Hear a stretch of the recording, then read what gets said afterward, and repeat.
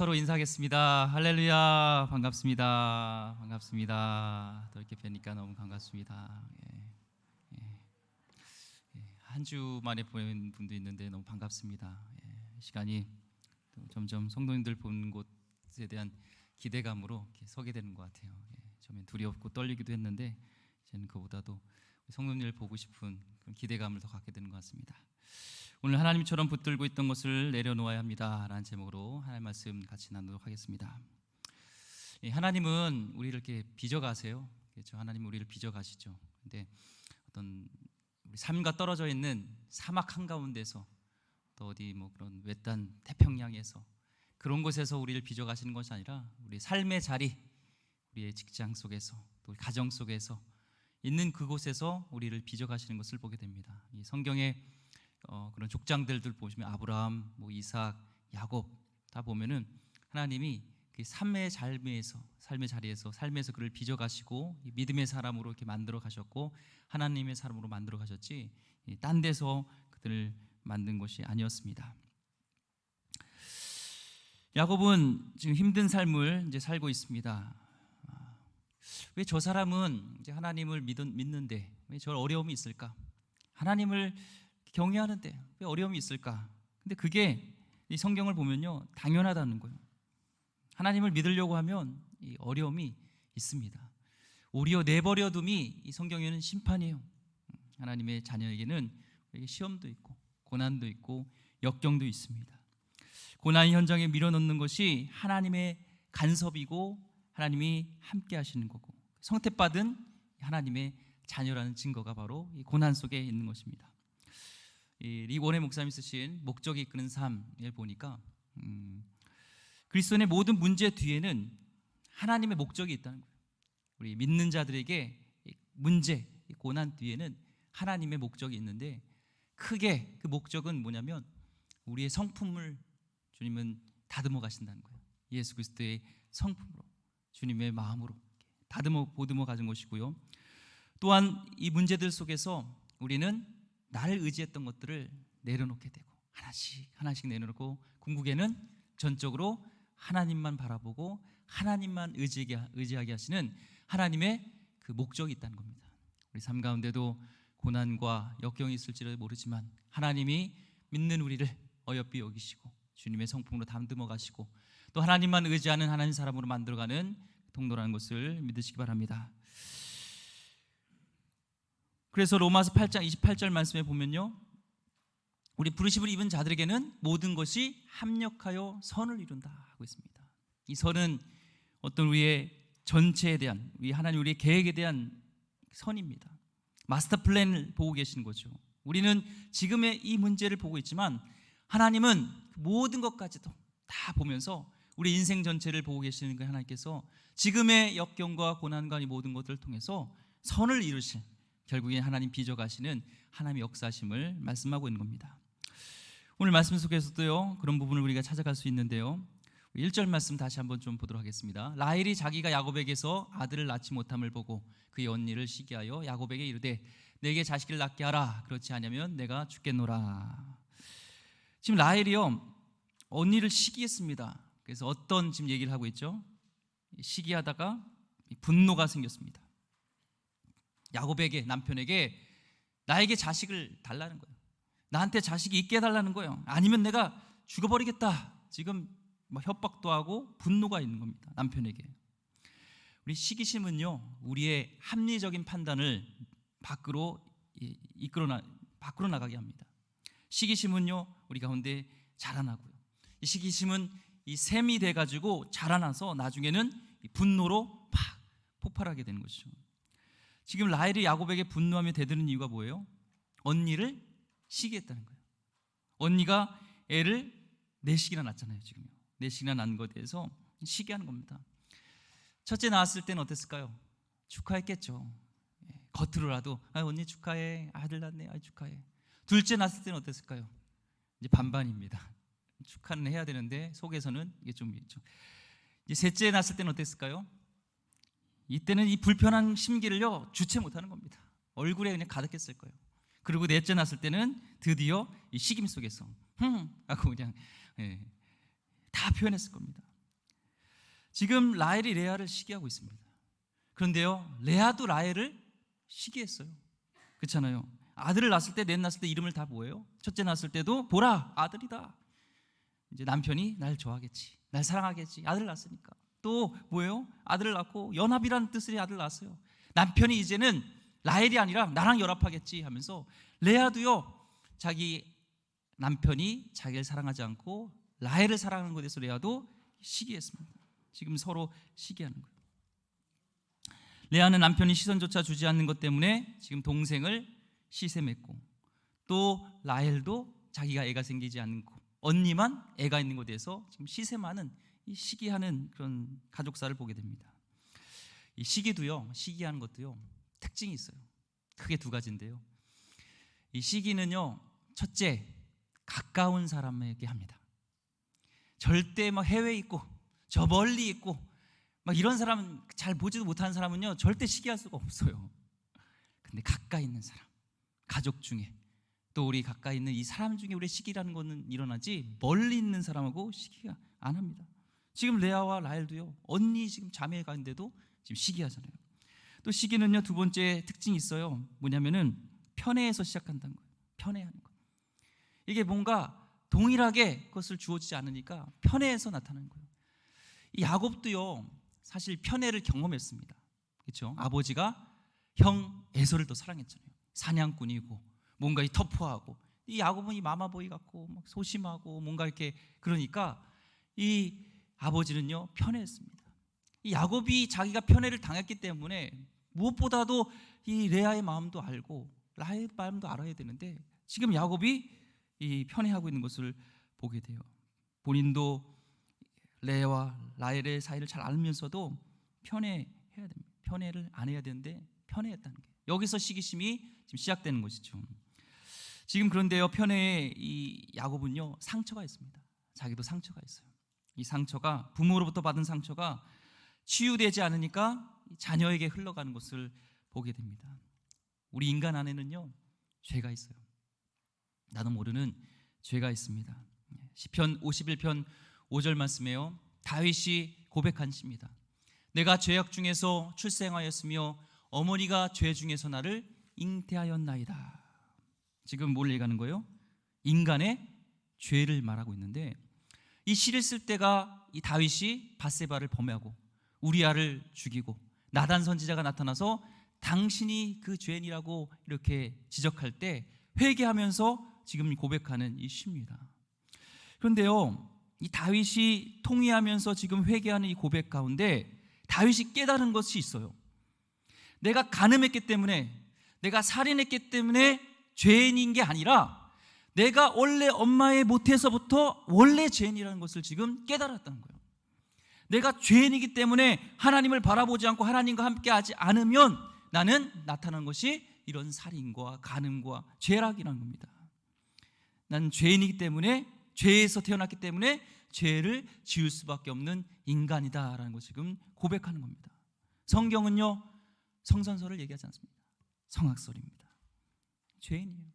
겉으로는 뭔가 거룩해 보여도요 죄입니다. 목사, 저도 마찬가지입니다. 이걸 볼 때는 하나님 말씀을 저라고 하지만요 얼마나 부끄럽고 얼마나 죄인지 몰라요. 가끔 놀라요. 저도요.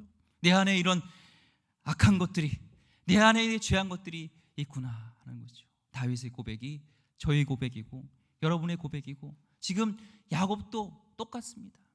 이런 사람입니다. 다윗은요 시편 51편 10절 말씀에 그래서 이렇게 고백합니다. 자기의 지금 실존을 인지하고 내가 죄인인 것을 인지하고, 그렇기 때문에 나는 죄를 질 수밖에 없는 연약한 죄인인 것을 인정하면서 10절 말씀에 하나님이여 내 속에 정한 마음을 창조하시고 내 안에 정직한 영을 새롭게 하소서. 아멘. 창조라는 단어는 하나님만 할 수 있는 단어입니다. 창조라는 것은 하나님만이 할 수 있다는 거예요. 내 정직한 영을 새롭게 하여 주시고 내 속에 정한 마음을 만들어 주시는 것은 나의 의지도 아니요 나의 노력도 아니요 내가 돌을 닦아서도 되는 것이 아니고 오직 하나님만이 할 수 있다는 것을 고백하면서 다윗은 다시 한번 그 죄악 속에서 철저히 무릎 꿇고 하나님만 의지하는 것이죠. 맞습니다. 오늘 우리가 성결 교회 주일로 지키지만 성결의 삶을 살 수 있는 것은요, 나의 의지로 안 됩니다. 우리 임직할 때 성결의 은혜를 체험했습니까? 얘기하잖아요. 여기 임직하신 분들 다 아멘 하고 나왔잖아요. 성결의 은혜를 이거는 체험하는 겁니다. 내 의지로 성결을 한 것이 아니라 그건 성화의 단계로 가는 것이고, 하나님이 주시는 성결의 은혜를 우리는 체험해야 돼요. 하나님의 은혜만이 우리를 거룩하게, 우리 정직한 영을 새롭게 하시는 줄 믿습니다. 야곱이요, 이 라합이 막 달려들 때 이제 뭐라고 얘기하죠? 2절 말씀 보겠습니다. 야곱이 라합에게 성을 내어 이르되 그대를 임신하지 못하게 하시는 이는 하나님이시니 내가 하나님을 대신하겠느냐. 지금 내가 하나님 대신해야 할 수 있어? 하나님이 태를 문을 닫은 건데, 야곱의 말은 맞아요. 근데 지금 야곱은 그렇게 해서는 말을 하면 안 되죠. 왜? 이렇게 하면 안 돼요. 왜요? 라헬도 지금 화가 나고 시기 속에서 속상해서 얘기하는데, 야곱도 그 마음을 못 받아주고 자기가 지금 편애했으면서 지금 자기가 되레 또 화내는 겁니다. 분노가 분노를 일으키는 거죠. 부부싸움이에요. 왜 부부싸움 합니까? 분노 때문이에요. 홧김에 내뱉잖아요. 이제 더더 돌아오면요, 뭐가 확 물어서 홧김에 확 내뱉어 놓고요, 그래서 싸워요. 근데 싸움이요, 홧김에 확 내뱉으면요, 왜 끝나지 않아요? 말은요, 주워 담을 수가 없어요. 그게 마음에 남거든요. 예. 주워 담을 수가 없어요. 속에서 화가 나는데요, 뱉어내기 때문에 이 싸움은 심각해집니다. 계속 화를 내니까요. 우리는요, 어쩌면요, 화가 났을 때는요, 입을 닫아야 됩니다. 홧김에 결정해서는 안 됩니다. 이 야곱도, 이 라헬도 분노에 의해서 지금 이런 결정을 하고 홧김에 지금 상처를 주는 것이죠. 3절과 5절 말씀 보겠습니다. 라헬이 이르되 내 여종 비라에게로 들어가라. 그가 아들을 낳아 내 무릎에 두리니 그러면 나도 그로 말미암아 자식을 얻겠노라 하고 그의 시녀 비라를 남편에게 아내로 주매 야곱이 그에게로 들어갔더니 비라가 임신하여 야곱에게 아들을 낳은지라. 라헬이요, 또 엉뚱한 결정을 합니다. 이게 집안 내력인가 봐요. 이 사라가 엉뚱한 결정에서 하갈을 아브라함에게 줬잖아요. 그래서 아들 갖게 한 것처럼 이제는 여종 비라를 줘서 그를 통해서 아들을 낳게 하려고 하고 있습니다. 그리고 드디어 아들을, 이 비라를 통하여서 아들을 낳습니다. 이름을 지어요. 어떻게 졌죠? 6절부터 8절 말씀 보겠습니다. 라헬이 이르되 하나님이 내 억울함을 푸시려고 내 호소를 들으사 내 이 아들을 주셨다 하고 이로 말미암아 그의 이름을 단이라 하였으며, 나의 시녀 비라가 다시 임신하여 둘째 아들을 야곱에게 낳으매 라헬이 이르되 내가 언니와 크게 경쟁하여 이겼다 하고 그의 이름을 납달리라 하였더라. 이름을 단이라고 했대요. 단. 눈물로 뿌릴 자는 기쁨으로 단을 거두리로다. 그 단인가요? 아니에요. 여기선 뜻이 있습니다. 뭐냐면은 단이라는 것은 억울함을 풀었다는 거예요. 자기의 억울함, 이것을 지금 여종 비라를 통해서 아들을 낳게 하심으로 나의 억울함을 풀었다. 한마디로 비라를 이 시바지로 쓴 겁니다. 근데 그 억울함, 자기의 분함, 이게 풀렸나요? 안 풀렸어요. 이 비라에게요, 더 아들을 낳으라고 채근합니다. 그리고 또 두 번째 아들을 비라를 통해서 낳는데 이름을 납달리라고 짓습니다. 납달리라는 이름 뜻이 뭐냐면 이겼다는 거예요. 내가, 언니는 4명 낳지만 나는 2명 낳고도 난 이겼어. 지금 자기 우기는 거예요. 내가 나 이겼다. 그것도 여종을 통해서 낳는데 내가 나 이겼다라는 것이죠. 이 슬픈 가족사 아닙니까? 서로 시기하고 서로 하면서. 근데 하나님의 역사가요, 이런 서로 시기하고 서로 질투하고 분노하고 이런 인간적인 방법을 쓰는 이런 여인을 통하여서도 이뤄가고 있다는 거예요. 이 여인들이요, 보세요. 믿음에 어떻게 가문에 있는 사람인데 우리 성정과 똑같잖아요. 화날 때 화내고 분노할 때 분노하고 시기할 때 시기하고 죄질 때 죄짓는데요, 서로 경쟁하고요. 근데 하나님은요, 이런 가운데서도 선을 이루어 가신다는 거예요. 우리의 생각과 다르게 선을 이루어 가십니다. 마태복음 1장에 보면요, 족보가 나옵니다. 예수님의 족보가 나오죠. 근데 다른 사람들은 이해가 되는데 이해가 안 되는 족보의 인물들이 있어요. 특별히 4명의 여인이에요. 다말, 라합, 룻, 또 뭐예요? 바세바. 이 여인이요, 다른 사람도 아니고 예수 그리스도의 족보에 들어가 있습니다. 이 다말은요, 시아버지하고 관계를 한 사람이에요. 라합은요, 여리고성, 여리고의 기생이에요. 창귀예요. 룻은요, 이방 여인입니다. 또 밧세바는 뭐예요? 어찌됐든 다윗과 간음을 했던 그런 여인인데도 그런 여인이 버젓하게 이 예수님의 족보에 기록이 돼 있어요. 성경에 어떤 뭐랄까요? 막 그런 귀한 가문의 귀수 이런 인물, 여인의 인물이 있어도 지금 안 될인데 그런 여인은 없고 이런 죄인들, 이방 여인들, 음란한 여인들 이런 여인이 지금 족보에 들어가 있다는 거예요. 이건 뭐예요? 성경은 의도적이 있죠. 성경은 1.1획도 그냥 쓴 게 없죠. 하나님이 구원하실 수 없는 사람은 없다는 겁니다. 아무리 우리가 연약하고 죄인이라도 하나님께서는 구원하실 수 있다는 겁니다. 우리 같은 사람 죄인 중에 죄인인데도 하나님은 그런 죄인들을 통해서도 하나님의 새 창조가 일어나시고 하나님은 정한 마음을 새롭게 하셔서 빚으셔서 하나님의 사람으로 만들어 갈 수 있다는 겁니다. 성경에는요 이렇게 소망이 없는 인간들이 많습니다. 저와 여러분 같은 소망이 없는, 하나님이 아니면 절대 정말 소망이 없는 이런 인간을 통해서도 마땅히 죽어야 마땅히 정말 대할 이 인간을 통해서 하나님은 하나님 나라를 이루어 또 가신다는 겁니다. 그래서 우리는 함부로 남을 판단하면 안 됩니다. 장로님 기도하셨지만 함부로 우리는 판단하면 안 되죠. 또한 나 자신도 함부로 쓸모없는 인간이라고 얘기하면 안 됩니다. 하나님은 성정이 같은 이런 연약한 여인을 통해서도 하나님의 역사를 이루어 가신다는 겁니다. 여러분도 마찬가지요. 나를 보면은 연약하죠. 이 자리에 있을 수 없는 부족한 죄인이죠. 하지만 하나님을 바라보실 때 하나님은 우리를 통해서 이루어 가실 줄 믿습니다. 9절부터 10절 말씀 보겠습니다.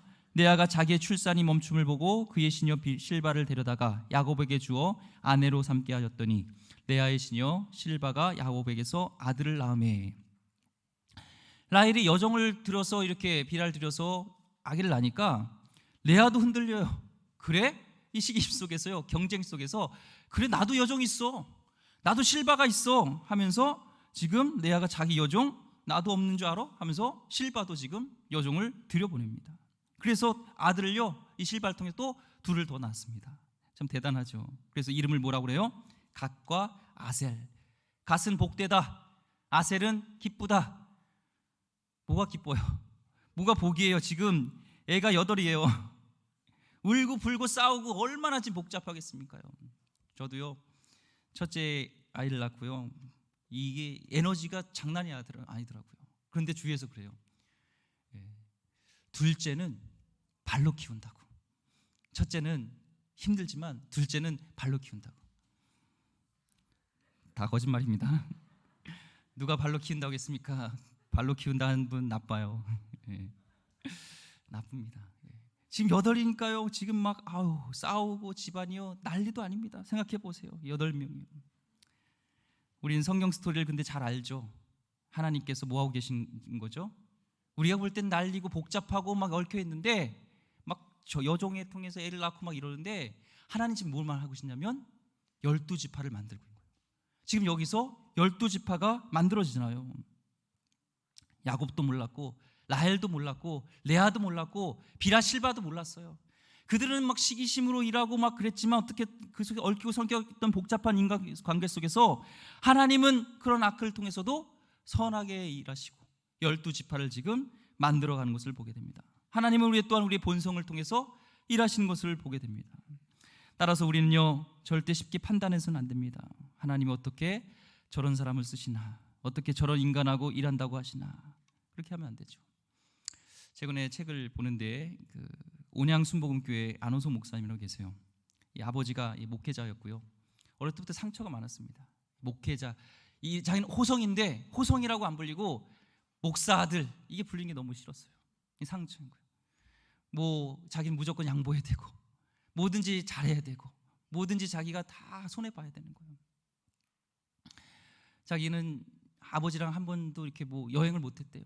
자기는 이제 천안의 독립기념관이 이렇게 세워져서 너무 가고 싶었는데 아무리 얘기해도 안 가는 거예요, 아빠가. 근데 어느 날 새벽에 잘 깨우더니 야, 빨리 독립기념관 가자 그러는 거예요. 그래가지고 웬일이야 하면서 막 와 너무 좋아서 그 겨울인데도 막 찬물로 막 세수하면서도 준비를 다 했습니다. 웬걸 차를 탔는데 옆에 누가 있는 거예요? 권사님 아들이 있는 거예요. 그러니까 예전에 새벽 기도하면 앞에서 막 기도하잖아요. 그러면 막 기도하면서 권사님 이제 독신 이제 혼자 혼자 이제 남편을 이기고 혼자 되는데, 하나님 우리 하나밖에 없는 자식 독립기념관 가고 싶다는데 아빠가 없어서 가지도 못해요. 그 해결 누가 해주는 거예요? 목사님이 해주는 거죠.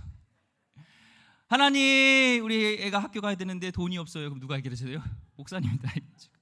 그래서 희생양으로 그게 따라가는데 그 독립기념관 가는 길이 전혀 안 기뻤대요. 또 성경학교 하면은 뽑혀라 이런 뽑기가 있는데 거기서 자기는 더도 말고 2등이 딱 좋았대요. 물총을 갖고 싶었는데 물총. 근데 진짜 기도하고 간절한 마음인데 딱 뽑았는데 2등이 자기 이름 된 거예요. 이름을 딱 부르는데 목사 아들이네 하고 다른 사람을 한 거예요. 이 아이가 그걸로 밖에 나가서 울고 상처받고 그런 속에서 자라는데, 또 교회에 네 분이 일어나서 목사님이 사임을 하게 됐습니다. 그러면서 피눈물을 흘리면서 교회에 더 싫어지고, 나는 죽어도 저렇게 살지 않겠다, 난 때려 죽어도 묵상하겠다, 그렇게 결심하고 이제 막 나가기 시작했습니다.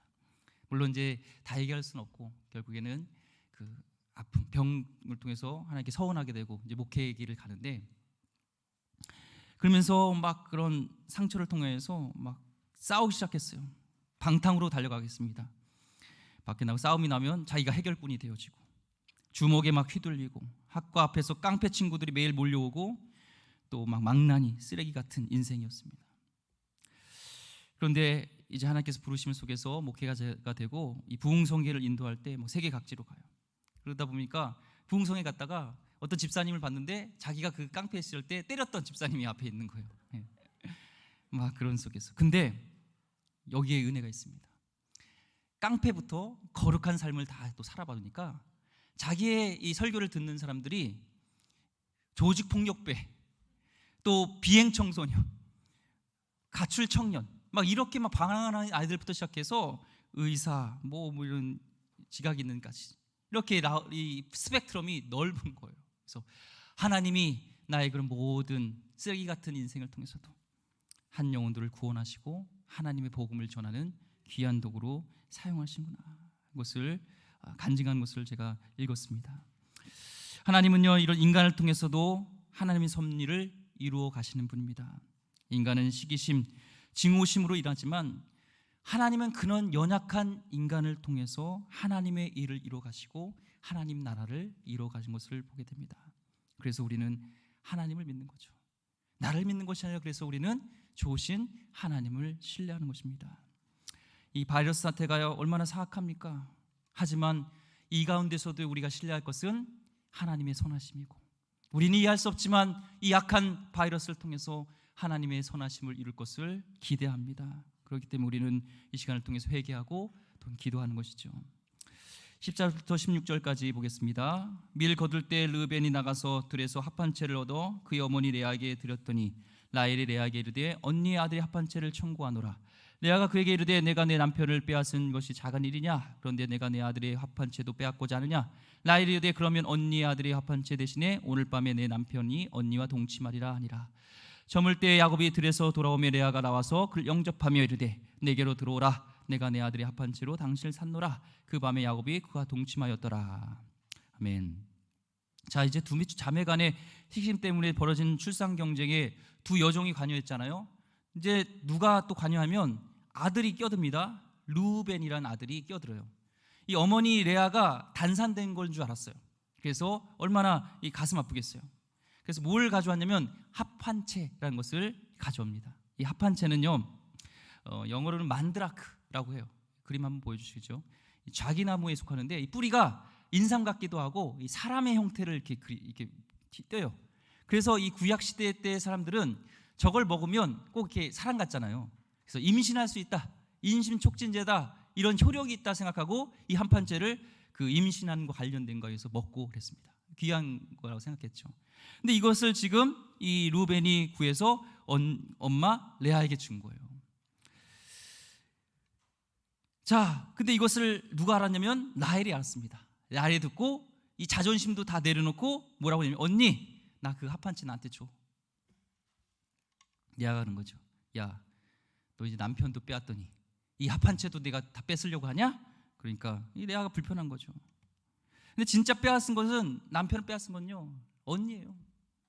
이 야곱이 7년 일하고 첫날 밤에 누가 들어가야 돼요? 원래요? 라헬이 들어가야 되는데 대신 누가 들어갔어요? 레아가 들어갔죠. 그거 보면은 언니가 빼앗은 건데요, 인간은 그렇습니다. 피해자 코스프레 하고요, 내가 당했다는 거예요, 내가 빼앗겼다는 거예요, 내가 손해봤다는 거예요. 늘 섭섭합니다. 왜 그럴까요? 하나님을 안 붙들면 늘 섭섭합니다. 하나님이 삶에 안 계신다고 생각하면요, 늘 모자라고요.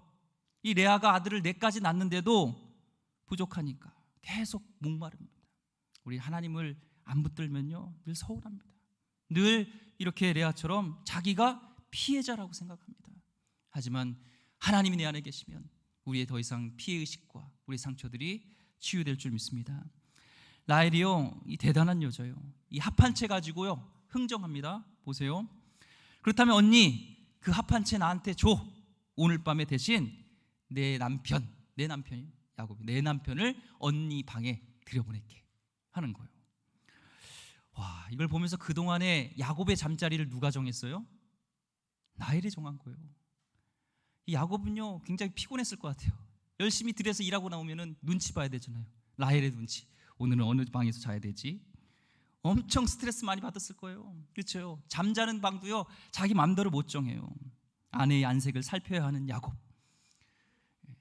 그런 분이 있습니까? 아내의 이 안색을 살펴야 되는, 이 야곱도요, 지금 아내의 눈치 봐야 되는 이런 인생이었어요. 근데 이런 삶을 살아가는 야곱에게 이 두 자매의 시기심 속에서 하나님은 야곱을 다듬어 가시고 짓이기시면서 야곱을 이스라엘로 또 만들어 가시는 것을 보게 됩니다. 17절부터 21절까지 보겠습니다. 하나님이 레아의 소원을 들으셨으므로 그가 임신하여 5째 아들을 야곱에게 낳은지라. 레아가 이르되 내가 내 시녀를 내 남편에게 주었으므로 하나님이 내게 그 값을 주었다 하고 그의 이름을 이삭아리라 하였으며, 레아가 다시 임신하여 6째 아들을 야곱에게 낳은지라. 레아가 이르되 하나님이 내게 후한 선물을 주시도다. 내가 남편에게 6 아들을 낳았으니 이제는 그가 나와 함께 살리라 하고 그의 이름을 스불론이라 하였으며, 그 후에 그가 딸을 낳고 그의 이름을 디나라 하였더라. 아멘.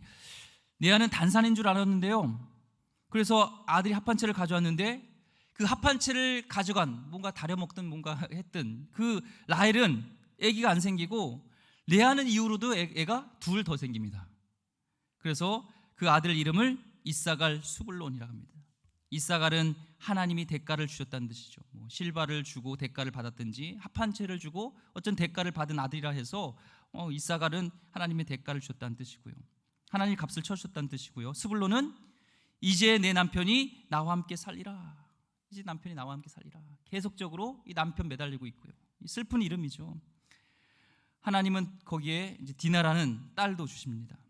결국 이런 출산 경쟁을 통해서 12지파, 이 12아들이 지금 태어난 겁니다. 근데 문제는 계속 뭐가 있냐면 라헬이에요. 나에게는 지금 자녀가 있어요, 없어요? 아들이 있어요, 없어요? 여전히 아들이 없습니다. 당시 결혼 목적은 오직 아들 얻는 거였고요, 결혼 성공 여부는 아들을 많이 낳는 것이 결혼 성공 여부입니다. 그러니까 당시를 볼 때 라헬은요, 세상으로 볼 땐 실패자예요. 결혼을 실패했습니다. 남편을 독차지할지 모르지만 그는 목마른 결혼입니다. 실패한 결혼입니다. 근데 문제는 뭡니까? 라헬은 내 방법을 다 동원했어요. 내가 하느라고 지금 다 해봤습니다. 마지막 언니가 가지고 있었던 그 합 한 채까지도 다 동원해서 내 수단 방법을 다 됐는데 안 되는 거예요. 우리 인간은 나의 방법, 나의 수단을 다 동원하고 다 썼을 때 안 됐을 때 어떻게 합니까? 둘 중에 하나입니다. 하나는 자포자기예요. 자포자기는요, 말 그대로 이 사전을 찾아보니까 절망에 빠져서 스스로 자기를 버리고 돌보지 않는 것, 이게 자포자기입니다. 하는 대로 다 해봤으니까 안 되니까 스스로 내 인생을 정리하는 거예요. 끝났다, 나는 끝났다, 안 된다, 이게 자포자기입니다. 그런데 하나 더 있습니다. 내 수단으로 다 했을 때 안 될 때 하는 거 뭐냐면 체념입니다. 체념은 자포자기와 다릅니다. 이 체념은 이것도 내려놓는 거지만, 포기하는 거지만, 이제는 그 내려놓음으로 내 사방을 둘러보는 거예요. 나를 반추해 보는 겁니다. 날 새롭게 발견하는 겁니다. 이 체가 살피체자예요. 날 살펴보는 거예요. 신앙은 위대한 체념입니다. 드디어 내 주위를 돌아보기 시작하면서 드디어 내가 누구인지를 깨닫게 되고 드디어 거기에서 하나님을 발견하게 되는 겁니다. 두 손 두 발 다 들고 항복하지 않으면요, 우리는 주님이 안 보입니다. 내 방법과 내 뜻 내려놓고 오직 하나님께 온 마음을 집중하지 않으면 우리 하나님이 안 보입니다. 그러나 나 자신을 체념하고 하나님을 발견하는 것, 이때가 하나님의 때입니다. 나의 때가 아니라 하나님의 때가 있다는 겁니다. 드디어 이제 나에게 그런 시간이 왔습니다. 모든 방법을 다 해봤지만 다 안 되고 드디어 라헬이 체념하는 순간 하나님이 어떻게 은혜를 주십니까? 마지막 22절 보겠습니다. 하나님이 라헬을 생각하신지라 하나님이 그의 소원을 들으시고 그의 태를 여셨으므로. 아멘. 하나님이 라헬을 생각하신지라, 원뜻은 기억하다, 상기하다는 뜻입니다. 하나님이 기억하셨다는 거예요. 그럼 그동안 하나님이 레아를 잊으셨습니까? 아니죠. 이거는 언어로 그렇게밖에 표현을 못하지만 그게 아니에요. 근데 우리는 뭐라고 그래요?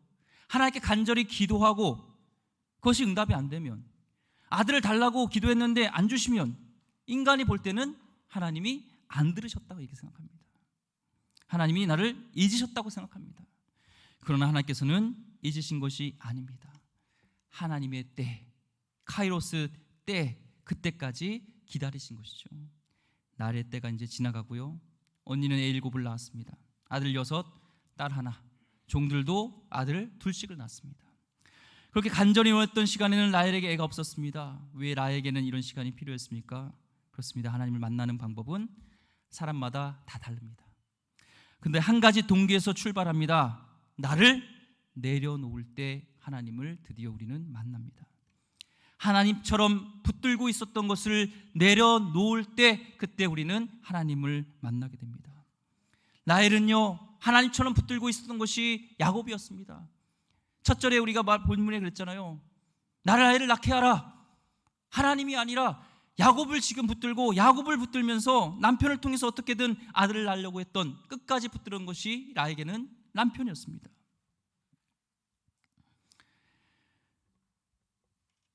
이제 얼마나 기다렸던 아들, 이 아들 보고 하나님께서 때가 됐을 때 아들을 주시고 이제 고백하게 되죠. 하나님께서 내 부끄러움을 씻어주셨다. 하나님께서 내 수치를 거두어 가셨다. 그러면서 요셉을 껴안고 뭐라고 이름을 짓죠?